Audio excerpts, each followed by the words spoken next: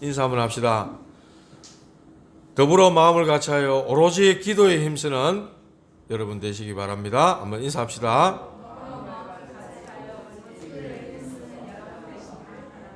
네, 감사합니다. 우리 다 같이 함께 한 마음으로 기도하자 이 말입니다. 전쟁 난 줄 알았습니다. 뭐 부르르 가길래 깜짝 놀랐습니다.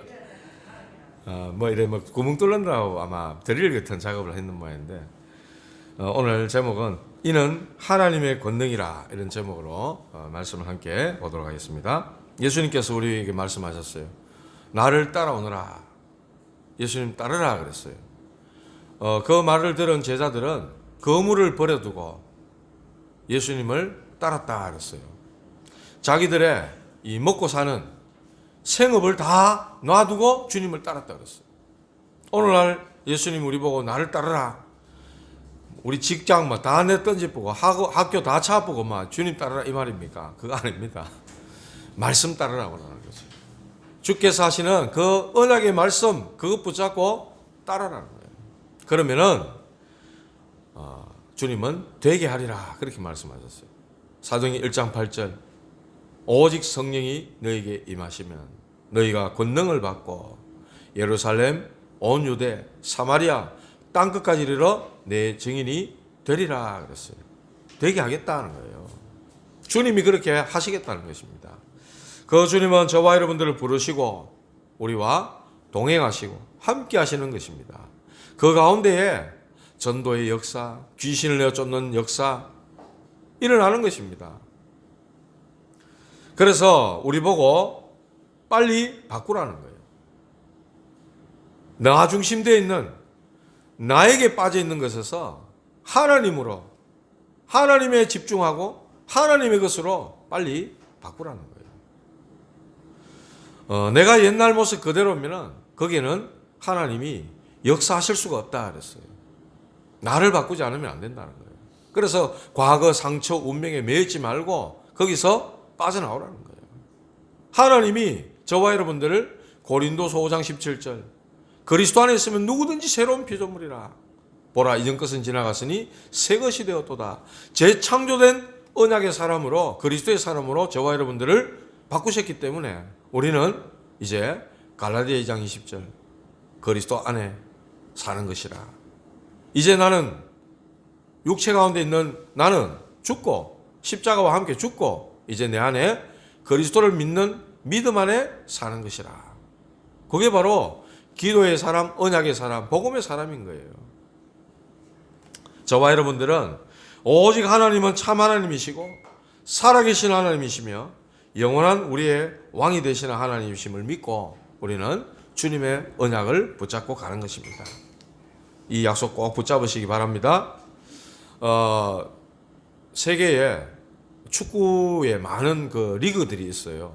그 중에 세계 3대 리그라 그러면은 영국 프리미어 리그, 또 스페인 리그, 이탈리아 이렇게 3대를 알아줍니다.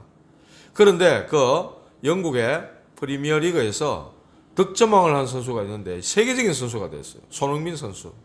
전 국민이 좋아하는 그런 선수가 됐어요. 이 선수가 득점왕이 됐는데 인터넷에서 딱 찾아보면은 그에 대한 종교는 아무것도 없습니다. 미상이라고 나와 있습니다. 그런데 시합할 때 보면요. 이 손흥민 선수가 잠깐 손을 모으고 이렇게 기도하는 모습이 항상 경기 전에 나와요. 그의 아버지 손흥정 씨 이미 지금 TV에도 막 나오시고 아들이 워낙 유명한 이제 세계적인 선수가 돼버렸으니까 그의 아버지가 감독이잖아요. 감독이면서 지금도 유소년이라든지 이런 축구 아이들을 기르고 있던데 아버지가 그 독실한 신자랍니다. 독실한 신자래요. 그래서 이 아들을 막 가르치고 코치하면서 기본기를 심었다는 기본기. 항상 기본이 안 되면은 그 다음 단계로 넘어가지를 않았다 그래요. 아버지가 그런 왜냐하면 자기는 축구를 하면서 그렇게 빛을 내오지 못한 그런 선수였기 때문에 아들에게 니 정말 이 축구의 길은 어렵고 힘든 길인데 꼭 할 거냐? 꼭 할 거다. 이래가지고 아이를 가르치는데 성장하는 동안에 슈팅을 한 번도 안 했다가 그래요. 왜냐? 뼈가 자라고 있는 때이기 때문에 막 무리한 슈팅이라든지 이런 것들을 절대로 안 시켰다 그래요. 그리고 아이들 시합에 내보내면 무조건 이기게 맞는데 누구를 위한 승리라는 거죠. 그런 식으로 아버지만의 이 철학을 딱 가지고 아이를 갖다가 굉장한 기본기를 가르쳤다는 거예요. 기본기를. 그러면서 이 인터뷰를 보니까 이 손흥민이 항상 인터뷰를 할 때 보면은 자기를 늘 빼고 팀원들, 팀을 위한 그런 아주 겸손하고 낮은 자세로 인터뷰를 하는 걸 늘 우리가 들을 수가 있죠. 어릴 때부터 아버지가 그걸 교육한 겁니다. 그게 속에 들어가 있으니까 자기를 드러내지 않고 항상 상대방, 팀원 또 팀을 위한 그런 인터뷰를 하는 것을 보게 되는 것이죠. 그런 인성을 교육시키는데 아버지가 가지고 있는 그 믿음, 하나님에 대한 그 믿음, 그게 전달되지 않겠어요. 그러면서 항상 기본을 강조하시더라고 보니까요. 표신하지 않게 그래서 많은 사람들에게 영향을 입히는 것을 우리가 볼 수가 있죠. 어떤 아픈 아이가 보니까 생일을 맞았는데 메일이라든지 이런 걸 주고 받았는지 손흥민 선수가 그 아이에게 가가지고 막 사인볼도 주고 막 이렇게 하니까 아이가 막 너무 좋아하는 거예요. 그러니까 그 엄마 그 아빠로서는 이 아이가 무슨 좀 희귀한 병을 앓고 있는데 완전 막 은인같이 여기는 거예요. 손흥민 선수를. 그렇게 아이에게 와서 뭔가 생일 축하도 해주고 이야기도 해주고 막 대화를 하고 궁금한 거 막 질문하고 막 대답해주고 이러니까 부모님이 막 그걸 너무너무 기뻐하는 거 있죠. 이렇게 조용조용한 가운데서도 표신하지 않게 그런 많은 영향력을 끼치는 것을 우리가 볼 수 있는 것이죠. 우리가 복음 그랬을 때 틀에 박힌 어떤 단어 또 어떤 그런 내용 그런 걸로 하는 게 아니라 진짜 복음 전달은 내 속에 깊이 이미 복음을 누리면서 말을 하지 않지만은 내 삶을 통해서 복음이 조용하게 이렇게 전달되어지는 것. 그게 진짜 복음 전달되는 것이고 그게 결국은 전도자의 삶이라는 것입니다. 그렇다면 결국 우리 속에 들어있는 것이 나오게 돼 있다는 거예요. 아버지가 항상 겸손해라. 뭐 그런 식으로. 네가 최고 인기 누릴 때 그때는 이미 하락하는 중이다. 이런 식으로 항상 이 아이가 뭔가 교만하거나 내가 낸데 하는 이런 게 없도록 아버지가 계속해서 그런 믿음 속에 기본기를 다지는 것을 볼 수가 있었다는 거죠. 그래서 우리가 우리 아이들에게 뭘 집어넣을 것인가 그것이 그 아이들의 인생을 결정하게 된다는 거예요. 결국은 말씀이에요. 주님이 나를 따르라 그랬는데 그 주님을 따르는 그 말씀을 우리가 우리 렘넌트들에게 후대들에게 올바르게 적용시키고 각인시킬 때 그 말씀을 이 아이들이 묵상하게 된다면 결국은 나도 모르게 복음이 말씀이 그 아이들의 인생을 이끌어가게 돼 있다는 겁니다. 우리가 이건 너무 중요하게 생각을 좀 해야 될 문제입니다. 자, 오늘 이 본문에는 이제 우리 출애굽기로 다시 돌아와 가지고요. 하나님께서 애굽에 기적을 일으키시는데 첫 번째 재앙으로서 나일강을 피로 만드는 기적을 일으키셨죠. 그것은 나일강이 애굽의 큰 우상이 되어 있기 때문에 그렇습니다. 나일강이 굉장한 우상으로 여기있기 때문에 하나님은 그 나일강을 피로 만드는 기적을 일으키셨어요. 그래서 오늘 이 8장에 보면은 앞에 1절부터 쭉 다 봐야 되는데 보면은 이제 둘째 재앙으로 개구리 재앙과 오늘 읽은 본문에 티끌을 이가 되게 하는 그러한 재앙을 내리시는 것입니다. 그래서 오늘 첫 번째 모든 재앙을 내리시는 목적이 뭐냐? 하나님께서 애굽에 재앙을 내리시는 목적을 말씀하고 있어요. 1절 뒷부분에 그들이 나를 섬길 것이니라 그랬어요. 하나님을 섬기게 하기 위해서 기적과 재앙을 내리시는 것입니다. 우리는 하나님만 섬겨야 되는 겁니다. 그런데 우리는 돈을, 사람을, 우리는 무슨 사상을, 이론을, 이념을 우리는 섬기고자 하는 게 너무 많은 거예요. 하나님은 그걸 원치 않으시는 거예요. 그러니까 이들이 우상으로 여기고 섬겨야 될 만한 이런 것들을 전부 다 하나님은 재앙을 막 내려버리는 거예요. 애굽의 열 재앙이 어떤 면에서 그런 우상들입니다. 하나님의 자리를 대신 차지하는 그런 우상들에 하나님은 재앙을 내려버리는 거죠. 하나님만 믿도록 하시는 거예요. 저와 여러분들이 하나님 백성이라면은 우리는 오늘도 하나님만은 바라보고 하나님만 섬기는 거예요. 우리가 하나님 백성이 아니라면 어떡합니까? 오늘도 나를 섬기는 거죠. 내가 최고의 자리에 있어야 되는 거라. 물질을 섬기고 세상 성공을 섬기고 나를 복되게 할 만한 것을 찾아가지고 우리는 섬기는 거죠. 그게 누굽니까? 그게 불신자들의 삶인 거거든요. 저와 여러분 하나님 백성이기에 하나님만을 섬기셔야 됩니다. 자, 그래서 오늘 두 번째 재앙으로 개구리 재앙을 딱 내리는데 이 애굽인들 개구리를 풍요와 다산의 신으로 여겼어요. 이 애굽의 그 나일강 하수에서 이 개구리들이 막 나오는데 이 개구리 모양의 머리를 한 몸은 여자 몸이고 머리는 개구리 모양을 한 그런 신을 직접 만들어서 섬겼다 그래요. 헤크트라는 이름의 그 여신을 섬겼다 그래요. 왜 그러냐? 이 개구리는요, 이 다산을 상징하는 거예요. 개구리 알 보셨습니까? 뭐 비닐 같은데 안에 막 꼬만 접는것이 막 이러더니 어마어마하게 많이 나와봅니다. 한 번에 나와보면. 그러니까 그게 전부 올챙이가 되어 개구리가 되잖아요. 다산을 상징하는, 풍요를 상징한다고 해서 이 개구리를 실제로 우상으로 섬겼다 이 말입니다. 만들어서 그것도. 하나님은 그러니까 그 우상의 세력을 무너뜨리시고 하나님의 백성은 하나님만을 섬겨야 됨을 말씀을 하시는 것이죠. 저와 여러분들은 오직 성삼위 하나님만을 섬기고 믿는 겁니다. 그게 우리의 참된 복이에요. 복된 운명이라 어떤 면에서. 불신자들에게는 저주 재앙 속에 빠져가지고 거기서 헤어날 수 없는 운명이 있지만은 우리는 하나님만을 바라보고 하나님만을 섬기는 이러한 가장 축복된 운명 속에 하나님 우리를 거둬주신 거예요. 이게 얼마나 감사한 일입니까?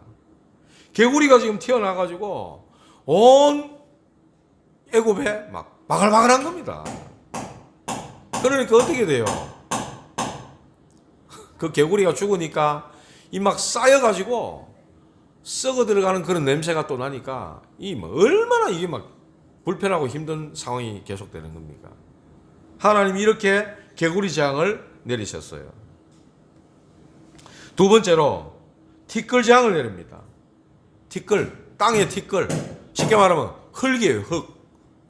그 흙에다가 손에 지팡이를 대고 치니까 그 흙이 전부 이가 돼가지고 온 사람과 가축의 몸에 달라붙어서 피를 빠는. 옛날에 이가 있었잖아요.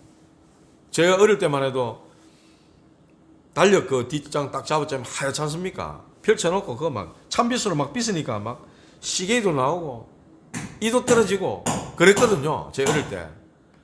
그러다가 뭐 세월이 막 뭡니까? 우리의 어떤 삶의 질이 더 나아지고 이러다니까 샴푸 뭐 바디 샤워 이런 거 잘 나오고 하니까 이가 완전히 없어졌단 말이에요. 그러니까 옛날에 무슨 영화 남부군 가는 거 찍을 때는 이를 산다 그랬어요. 영화 찍는데 이가 필요하니까 돈 주고 이를 살 정도로 희귀했단 말입니다. 그런데 어느 순간 초등학생 아이들에게서 이가 나온다 그래요. 야들이 막 학교 앞에 그 문방구에 오락실 같은데 막 게임하다 보면 막 머리를 맞대고 같이 막 자기들 있거든. 엄마 아빠는 맞벌이 하고 아들은 좀 방치시켜 놓고 이러니까 어느 순간 아이들이 집에 또 왔는데 보니까 이 머리에서 이가 나온다는 거예요. 그런 실제 있었던 얘기예요. 그리고 우리 집에도 둘째 건능이가 이놈아가 어느 날 보니까 머리 막 긁고 가는데 보니까 이가 있는 거예요, 이가. 그래, 아들 엄마가 놀래가지고 그거 한 마리씩 다 잡고 이랬다니까요. 이렇게 하나님이 온 땅의 흙을 가지고 이를 만들어서 이가 사람 몸에 붙으면요, 이게 피를 빠는 이 곤충입니다. 조그만하게 해가지고 막 온몸을 끌어대야 되고 이런 얼마나 이게 막 코로 귀로 눈으로 막 얼마나 힘들었겠어요. 이런 재앙을 내려버리는 겁니다. 왜 그렇습니까? 이 나일강이 한 번씩 범람하게 되면 막 이렇게 넘치게 되면은 거기에 온 땅에 이 적시지 않습니까? 그러고 나면 그 땅들이 굉장히 비옥하고 기름진 땅이 된다는 거예요. 그러니까 거기 농사를 지니까 막 잘 되는 겁니다. 그러니까 이 사람들이 또 거기에 대한 뭡니까? 이 풍요로움, 뭔가 농사가 잘 되는 거기에 대한 또 마음을 다 빼앗기고 있으니까 하나님께서는 그 땅이 축복임에도 불구하고 기름지고 농사가 잘 되면 그 얼마나 땅이 축복받은 거예요. 그럼에도 불구하고 그 땅의 흙을 가지고 이를 만들어 가지고 또 하나님은 재앙을 내리시는 이런 인생들이 되고 말았다는 것이죠. 저와 여러분들은 얼마나 이런 재앙에 대해서 생각을 하십니까? 이 재앙은요, 죄 때문에 우리에게 일어나는 재앙이에요. 재앙과 저주는 뭐 때문에 오느냐? 죄 때문에 오는 겁니다. 그런데 사람들은요, 왜 재앙이 오는지 그 이유를 모르고 있다는 거예요. 저희 집에는 아버지 암으로 돌아가셨죠. 돌아가시기 전에 가정 불화, 별거, 자녀들 가출, 범죄, 이혼, 가정이 그랬어요. 저는 암만 생각해도 도대체 우리 집이 왜 이런가? 뭐 때문에 이런가? 모르겠더라고, 저는요. 이유를 모르겠더라니까요.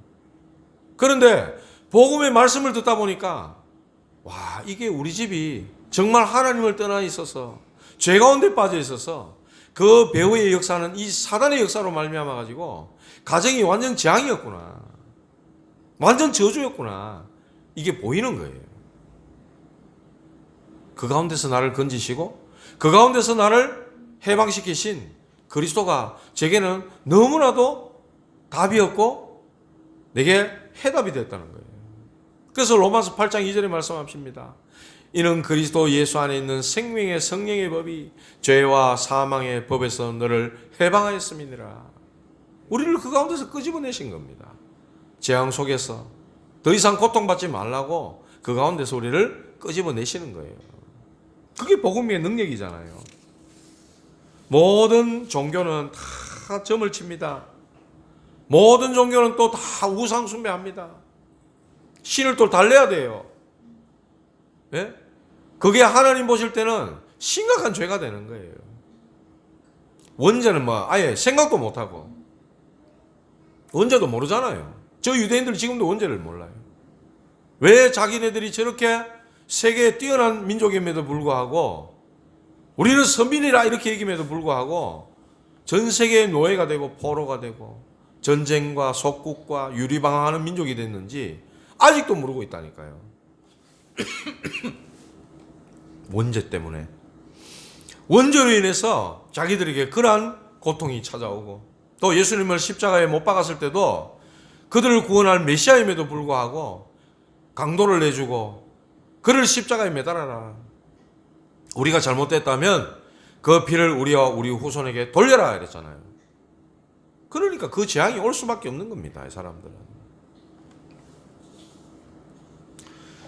자, 이 앞에 나일강을 피로 만들고 물을 피로 만드는 이런 역사, 그리고 하수에서 막 개구리가 이렇게 올라오도록 만드는 이런 거, 애굽의 요술사들도 다 따라했다 그랬어요. 그런데 티끌을 가지고 이를 만드는 재앙은 18절에 보면 나옵니다. 요술사들도 자기 요술로 그같이 행하여 이를 생기게 하려 하였으나 못하였다고 기록하고 있어요. 이 요술사들이 애굽 전역에서 가장 뛰어난 사람들이 뽑혀가지고 왕궁에 왔겠죠. 바로 왕 옆에 섰겠죠. 지금으로 치면은 굉장히 막 용하다고 용한 그런 사람들이 뽑혀서 왔겠죠. 그러니까 물도 막 피로 바꾸고 개구리도 막 만들어내고 이래 했을 몰라도 이 흙을 이로 만드는 일은 흉내내지 못했다는 거예요. 흉내낼 수 없는 재앙이라는 거예요. 애굽의 요술사들이 따라하지 못했다는 거예요. 하나님의 능력을 어떻게 흉내낼 수 있겠습니까? 모방은 어디까지나 모방입니다. 끝까지 가지 못하는 것이죠. 이게 사단의 한계입니다. 성삼위 하나님이 아닌 다른 그에 일어나는 역사는 어느 날 한계가 오는 것입니다. 사단의 역사가 놀라워요. 저 마리아상에 그 석고상에서 피눈물이 줄줄 흐른다 그러잖아요. 그게 그냥 있을 수 있는 일입니까? 이거 완전 저는 사단의 역사라고 봅니다. 그 사람들은 기분 나쁘겠지만은 하나님 우상 만들지 마라 그랬잖아요. 그러니까 하나님 말씀을 그대로 어기고 있잖아요. 그러니까 거기에 사단의 역사를 해가지고 피눈물을 줄줄 흘리게 만들어요. 그거 보고 뭐 대단하다 놀랍다 이라고 했어요. 그게 성령의 역사입니까? 저는 사단의 역사라고 봅니다. 가보면은 뭐 전부 성상이에요. 예수님 모양, 베드로 모양, 바울 모양, 마리아 모양. 온 천지 우상을 만들어 놓고 마리아한테 기도하고 있고 원죄 없는 마리아 그러고 그게 전부 복음을 가장한 모방이에요. 말하자면은 요한계시록에 말씀하고 있는 음녀라 음녀. 예? 멸망에 가정한 것이 거룩한 곳에 딱 서가지고 있잖아요. 모든 사람들의 그걸 받고 있잖아요. 그게 바로 종교입니다. 모방하는 종교. 그건 복음이 아니에요. 반드시 그거는 문제가 오고 부작용이 오게 되어 있습니다. 영적 문제 해결할 수 없고 흑암을 이길 수 없고 운명에서 빠져나갈 수 없는 겁니다. 그게 종교예요. 저와 여러분들에게 하나님 주신 복음만이 한계가 없고 부작용이 없는 것입니다. 바울은 얘기합니다. 내가 너에게 또 복음을 말하는 것은 가장 안전하고 너에게 또 나에게 수고로움이 없다고 말씀하고 있는 거예요. 가장 안전하다고 말씀하셨어요. 이 세상 지식과 또 무속, 점술, 과학, 의학 전부 다 한계를 갖고 있습니다. 아직. 물론 뭐 엄청난 발전을 이루고 있지만은 분명한 한계를 가지고 있다는 겁니다. 모든 것은 그렇게 한계가 있지만은 하나님의 이 재창조의 역사 앞에는 그 무엇도 따라할 수 없다는 거예요. 요술사들이 자기의 한계에 부딪히니까 뭐라고 합니까? 이거는 하나님만이 하실 수 있는 거라고 얘기하잖아요. 바로에게 가가지고 보고를 하는데 흙이 이가 됐습니다. 이렇게 말 안 하고 뭐라 그럽니까? 두 번째로 이는 하나님의 권능이니이다. 요술사들이 바로에게 하는 말이에요. 전무후무한 하나님의 역사, 그 하나님이 서서히 드러내시는 거예요. 불신자들도 이 흑암에 잡혀 사는 자도 하나님의 권능을 인정할 수밖에 없도록 하나님이 역사에 가시는 것을 우리가 볼 수 있다는 겁니다. 하나님은 한계가 없으십니다. 재창조의 능력을 지금도 행하고 계시는 거예요. 이 사실을 믿고 누리시고 그 어떤 것에도 현혹되지 마시기 바랍니다. 마지막 때에 일어날 징조를 예수님은 마태복음 24장에 말씀하셨어요. 적그리스도가 일어난다. 내가 그리스도다 하면서 막 죽은 사람 살리고 이러면 어떻게 될 겁니까? 제가 볼 때는 막 기독교인들 한 절반은 그쪽 다 빠질 것 같아요. 분명히 그렇게 말씀하셨는데 말씀 중심의 신앙이 되지 않으면 그렇게 간다는 거예요. 눈에 보이는 현상 따라 초자연적인 능력 따라 가는 겁니다. 어쩔 수가 없는 거예요. 그래서 저와 여러분들은 이런 하나님의 역사를 알고 또 말씀을 정확히 알고 현혹되거나 속지 마시기 바랍니다. 이는 하나님의 권능입니다. 이렇게 요술사들이 보고를 하는데 바로가 뭐라 그럽니까? 바로가 그 말을 듣지 않더라 그랬어요. 세상 사람들은 복음에 관심 없습니다. 우리를 이해야 못해요. 여러분들이 아무리 복음을 말하고 해도 그 사람들은 관심이 없다니까요. 99.9% 관심이 없어요. 우리 많이 느끼잖아요. 먹고 사는데 더 바쁘지. 의식주에 더 관심이 있지. 내가 어떻게 하면 잘 되고 병 안 걸리고 잘 사느냐 잘 먹느냐 거기에만 관심이 있지 복음 하나님 관심 없습니다. 그런데요 우리도 모르게 전도에 대한 두려움이 있어요. 내가 막 전했는데 저 사람이 안 들으면 어떡하지? 그런 마음들이 있다니까요. 제가 알고 있던 뭐 선백하는 그분이 암 걸렸다 하는데 솔직히 저도 자신이 없는 거예요. 거리도 좀 멀고 또 이분이 어떻게 하면 나올지 자신이 없는 거예요. 그러나 제가 지속할 어떤 자신이 없더라고요. 전화를 못 하겠는 거라. 형님 좀 어떠시냐고.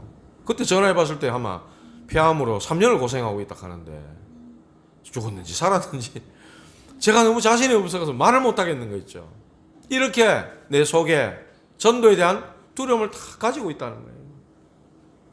안 듣는 게 99.9% 당연한 겁니다. 어떻게 보면. 그래서 그 사람들은 안 들을 거다 생각하고 우리가 전하는 게 바로 복음입니다. 그들은 못 듣는 상태에 놓여 있는 겁니다. 그런데 그 중에 어떤 사람이 들어요. 그게 바로 하나님의 역사인 겁니다. 주께서 루디아의 마음을 여사 이랬잖아요. 네? 하나님이 그 사람의 마음을 열어야 되는 거예요. 복음의 말씀을 듣도록, 들리도록. 너무나 어렵고 힘든 재앙을 당해가지고 도저히 내가 못 살겠다. 그런데 살 수 있는 길이 있고 구원의 길이 있다 하는 그 복음이 다 들려지도록 하나님이 작업을 하시는, 그래서 하나님이 그 사람의 문을 여실 때 일어나는 겁니다. 그런 일들이. 착각을 하지 마시기 바랍니다. 아, 내가 복음을 못 전해서 그런가? 아닙니다. 절대로 그렇지 않습니다.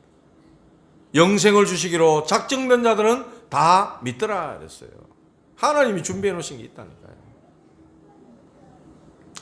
결국은 여호와의 말씀과 같더라 그랬습니다. 여호와의 말씀과 같더라. 하나님 이미 다 말씀해 주셨어요. 이런 장 저런 장들도 바로가 듣지 않을 것이다. 하나님 미리 다 말씀해 주셨어요. 그래서 말씀을 믿고 순종하고 행하는 자. 어떤 문제와 위기가 와도 하나님의 능력을 믿고 순종하는 한 사람. 그 사람을 통해서 하나님은 시대를 바꾸고 치유하는 일을 이루어 가시는 것입니다. 그 사람이 바로 모세였어요. 저와 여러분들 하나님은 재앙 시대를 치유하는 남은 자로 부르신 것입니다. 우리 렘넌트를 그렇게 부른 거예요. 그래서 우리 렘넌트를 뭐만 하면 되느냐? 여호와께서 요셉과 함께 하심으로 그 비밀만 누리면 되는 겁니다. 그러면 그 다음에 역사는 하나님이 하시는 거예요. 그리스도 안에 있다면은 모든 문은 다 열리게 되어 있습니다. 하나님은 하늘의 신령한 복을 우리에게 다 주셨어요. 이미 그리스도를 통해. 자, 그렇다면은 우리가 응답을 받아야 되는데, 구원은 하나님 은혜로 받지만은 기도는 우리가 해야 되는 겁니다. 기도는 우리가 하나님을 바라봐야 되는 거예요. 하나님을 향해 집중해야 되는 거예요. 그게 기도잖아요. 말씀 맺겠습니다. 애굽 땅에 함께 하셔서 가나안 땅으로 이끄시는 그 하나님. 하나님은 그 권능을 모세를 통해 증거하셨어요. 근데 12절을 보면, 오늘 안 읽었습니다만은 개구리의 문제를 좀 해결해 달라. 이제 바로가 그런 얘기를 하니까 모세와 아론이 바로를 떠나 나가서 바로에게 내리신 개구리에 대하여 모세가 여호와께 간구했다 그랬어요. 모세가 기도한 겁니다. 하나님께 기도하고 있습니다. 우리가 반드시 통과해야 될 과정이 바로 기도의 비밀입니다. 이 언약이 성취되기 위해서 오늘 여러분이 기도하는 비밀을 누려야 되는 것입니다. 저와 여러분들이 반드시 그 약속이 우리 현실 속에 일어나도록 우리가 기도해야 되는 거예요. 여러분 한 사람이 진짜 기도한다면은 교회 살릴 수 있는 겁니다. 우리가 진짜 한마음이 내가 초대교회처럼 기도한다면은 우리는 세계복음화 할 수 있는 겁니다. 그래서 첫 번째로 저와 여러분들에게는 이 기도를 통해 복음 누리는 힘이 필요한 겁니다. 복음 누리는 힘. 이게 기도 속에서 나오는 거예요.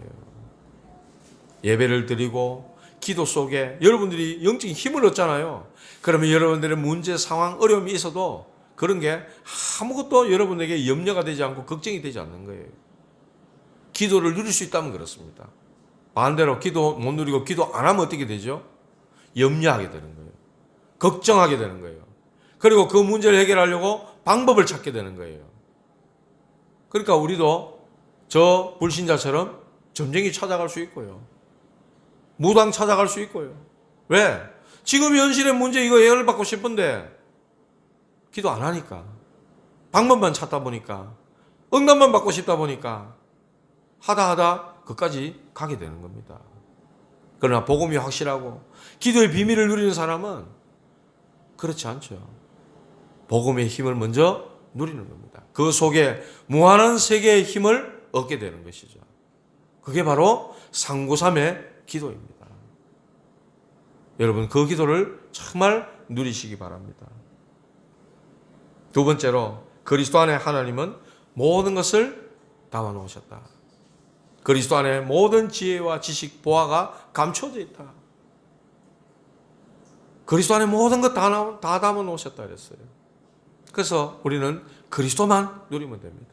옛날에 유목사는 그런 비유를 한 적이 있어요. 신발 달라, 옷 달라, 가방 달라. 그할 필요가 없다. 예화를 들었어요. 예화를 유목사님이. 이것 달라 저것 달라 돈 없다 하면 끝난다는 거죠. 소대가리 하나 삶아보면 그 안에 다 있다는 거지. 뭐 맛있는 살, 어떤 살 다 있다는 거죠. 저와 여러분들이 그리스도 안에 다 있다는 것을 아시고 진짜 이 이름 가지고 이 언약 붙잡고 상구삼의 기도 속으로 들어가는 여러분들 되시기 바랍니다. 이는 하나님의 권능이라. 이 불신자가 하는 말입니다. 네? 왜 재앙이 오는지 그 재앙 오는 이유도 모르는 사람들에게 그 사람들이 진짜 여러분들 통해 여러분들 보면서 와 정말 하나님의 권능이 맞구나. 하나님의 역사가 맞구나. 이렇게 되어질 때 모든 문들은 열리게 되어 있는 거거든요. 그래서 그 문들이 열리기 위해 우리가 해야 될 일은 먼저 영적 준비를 하는 거예요. 기도의 힘을 얻고 또 그리스도 안에 모든 것이 있음을 알고 그 속으로 들어가는 거예요. 그 하나님의 시간표 속으로 하나님의 것으로 들어가는 것입니다. 저와 여러분들이 이 언약 딱 붙잡으시고 정말 주님 따를 때에 되게 하시는 그 역사가 여러분들 직장에 만남에 여러분들의 삶에 일어나기를 주님의 이름으로 축복합니다. 하나님 아버지 감사합니다. 하나님의 권능이 우리의 삶에 나타나고 드러나므로 하나님이 살아계시고 하나님이 우리를 지으신 것이 주님을 찬송하게 하려 하심이라 하셨사오니 아버지 하나님 이 놀라운 하나님의 역사가 우리를 통해 현장에 증거될 수 있도록 우리를 사용하여 주시되 먼저 영적 준비하고 기도의 비밀 누리는 우리 모든 성도들 되게 하여 주시옵소서. 하나님의 응답 25 그 시간표 속으로 들어갈 수 있도록 하나님 우리를 인도하여 주옵소서. 예수 그리스도 이름으로 기도하옵나이다. 아멘.